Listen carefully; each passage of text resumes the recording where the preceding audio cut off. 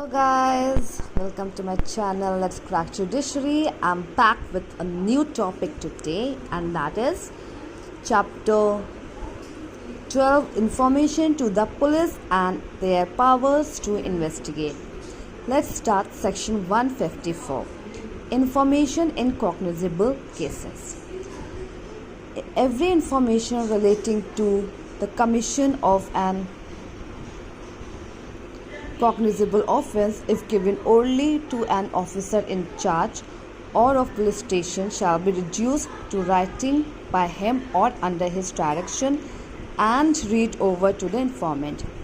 So till here I am explaining you, ये information जो हम cognizable cases में देते हैं तो वो उसका प्रोसीजर क्या होता है.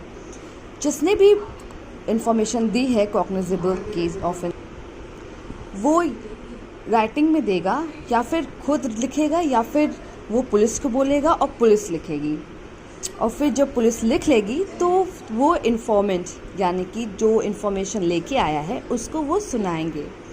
And every such information weather given in writing और रिड्यूस्ड टू राइटिंग एज और aforesaid shall be signed by the person giving it. तो जो इन्फॉर्मेशन पुलिस ऑफिसर ने लिखी है या उस पर्सन ने लिखी है जिसने इन्फॉर्मेशन दी है, तो वो जब लिख ली जाएगी तो वो इन्फॉर्मेंट यानी कि जिसने इन्फॉर्मेशन दी है उसके साइन होना होता है. And the substance thereof shall be entered in a book to be kept by such officer in such form as the state government में सब्सक्राइब इन दिस बिहाफ. उसके बाद एक बुक होती है जिसमें पुलिस ऑफिसर सारे records रखती है, तो फिर वो उस बुक में रिकॉर्ड रखेगी.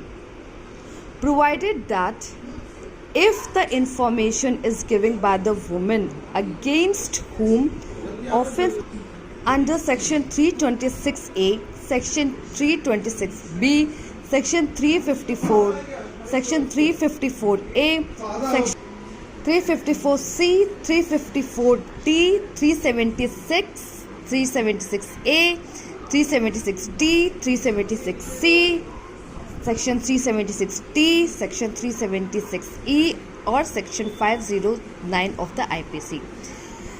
ये जितने भी सारे सेक्शंस हैं वो किसी जो वुमेन के अगेंस्ट होते हैं, या फिर वो मोलेस्ट कह लीजिए या फिर वो रेप कह लीजिए या फिर मतलब किसी भी तरह के ऑफेंस वुमेन के अगेंस्ट होते हैं, तो ऐसे केसेस ये स्पेशल टाइप के केसेस होते हैं जो वुमेन्स के अगेंस्ट होते हैं, तो वो वुमेन पुलिस ऑफिसर के थ्रू ही रिकॉर्ड होते हैं या फिर कोई भी ऑफिसर, बट वो वुमेन होनी चाहिए. अगर कोई ऑफेंस किसी वुमेन के अगेंस्ट हुआ है तो वो ऑफेंस को रिकॉर्ड करेंगे वुमेन ऑफिसर ऐसे लॉ के according. So provided further that in the event that the person against whom an offence of section 354, section 354A, 354B, 354C, 354D, 376, 376A, 376B, section 376C, 376D, 376E और section 509 of IPC is alleged to have been committed or attempted is temporary or permanently mental or physically disabled. तो इसमें ये जो new आया है तो ये है परमानेंटली मेंटली और फिजिकली डिसेबल, यानी कि जिस लड़की के साथ कुछ ऐसी घटना हुई है, जो भी ऑफेंस मैंने आपको बोले हैं, अगर वो लड़की मानसिक तौर पे सही नहीं है या फिर उसके कोई वो विकलांग है, तो ऐसे केसेस में then such information shall be recorded by a police officer at the residence of the person seeking to report such offence or at the convenient place of such person's choice.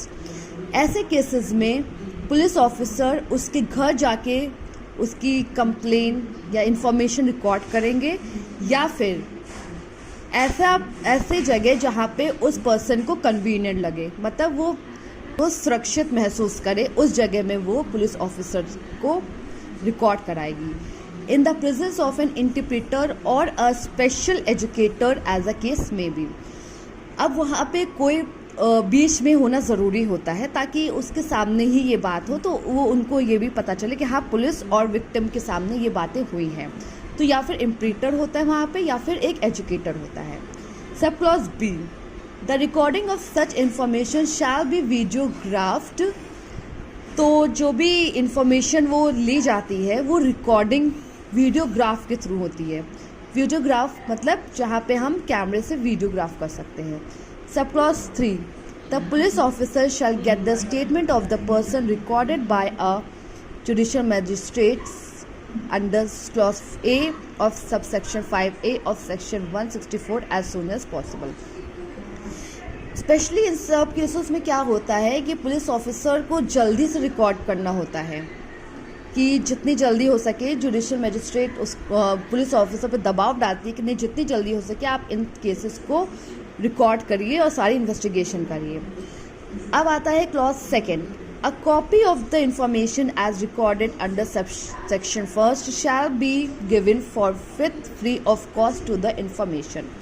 ये आप जान लीजिए कि जो भी आप information देते हैं या फिर आप खुद लिखते हैं या फिर पुलिस ऑफिसर ही लिखते हैं, उसमें फिर साइन होता है, फिर वो जो कॉपी होती है वो आपको जो इंफॉर्मेशन देते हैं उसको पुलिस ऑफिसर उस इंफॉर्मेशन की कॉपी देते हैं और वो भी बिना किसी फीस के।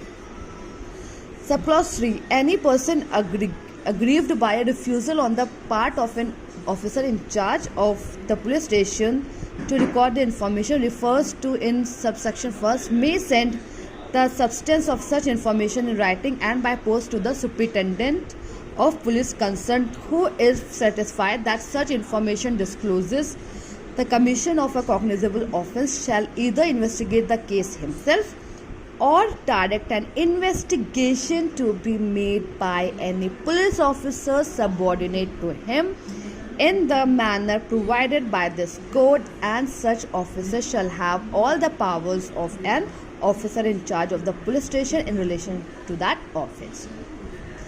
तो ये जो क्लॉज है वो जितना बड़ा क्लॉज दिख रहा है, मैं उसको शॉर्ट में आपको समझाती हूँ कि अगर आपने इन्फॉर्मेशन दिया और उस पुलिस ऑफिसर ने इन्फॉर्मेशन लिखने से मना कर दिया या फिर वो उन्होंने इन्वेस्टिगेशन से मना कर दिया, तो आपने जो इन्फॉर्मेशन रिकॉर्ड करा है और वो पुलिस ऑफिसर नहीं आप पे ध्यान दे रहे हैं, तो वो उसकी कॉपी, तो आप इन्फॉर्मेशन वो जो आपने रिकॉर्ड कराए वो इन्फॉर्मेशन आप सुपरिटेंडेंट ऑफ पुलिस, जो पुलिस से बड़े अधिकारी होते हैं, उनको भेज सकते हैं। तो फिर जब वो बड़े पुलिस अधिकारी या फिर वो अगर उनको लगेगा कि हाँ ये एक केस है, तो या फिर वो खुद इन्वेस्टिगेशन करेंगे और या फिर वो अपने छोटे पोस्ट के अधिकारी को बोलेंगे कि इन्वेस्टिगेशन करो। फिर उस अधिकारी के पास सारे पावर्स होंगे जो कि पुलिस स्टेशन में होते हैं। तो गाइस, मैं ये शॉर्ट रखती हूँ ताकि आप लोग को समझ में आ सके।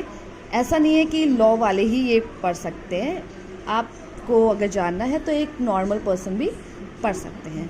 So if you like this, like it and don't forget to subscribe my channel, share my videos and like it too. Thank you.